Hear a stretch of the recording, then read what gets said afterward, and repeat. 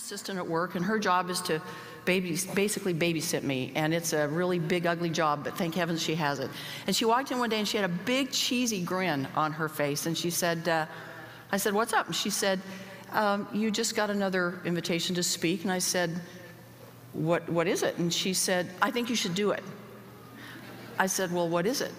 And she said, "Well," she knows that I love BYU and I have a hard time ever saying no to BYU. And she said, "Well, the BYU Spirit Squad wants you to come and talk to them." I said, "What is that?" The BYU Spirit Squad. She said, "Well, you know, it's the cheerleaders, it's the Cougarettes, it's the guys who played Cosmo, the school mascot, and them and their dates. And for a fireside, they want you to come and do a fireside for the Spirit Squad." I said, "There is no flippin' way that I'm gonna go, there's no way, that won't work. This will not work. These cute, thin darlings," see, the weight thing is really on my mind today. "These cool kids on campus, are you kidding me?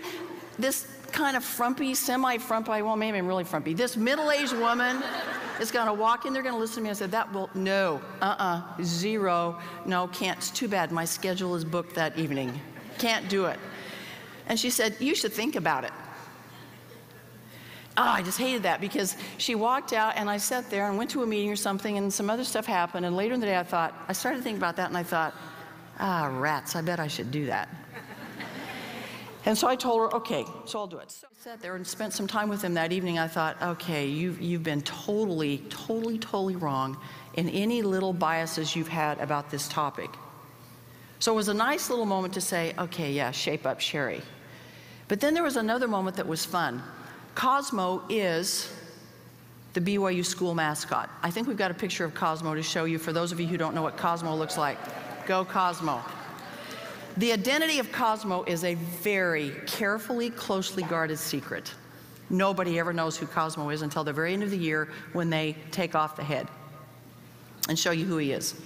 And actually, there's several of them that play Cosmo because there's so many events they have to appear at. And these guys are kind of amazing. You know, they walk on stilts, they do unicycles, they tumble, they shoot shots from half court, they throw footballs like 80 yards. I mean, they should suit them up. They do all kinds of things that are amazing. They're very acrobatic, they're just very fun.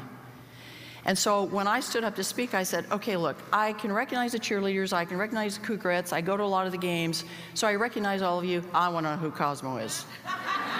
That's all I want to know tonight. And so can the guys who play Cosmo come up and talk to me afterwards? Just we'll slink off to a side so everybody else doesn't get to see who you are. And they did. And here's the fun thing that happened. One of those guys said something to me that I thought was profound.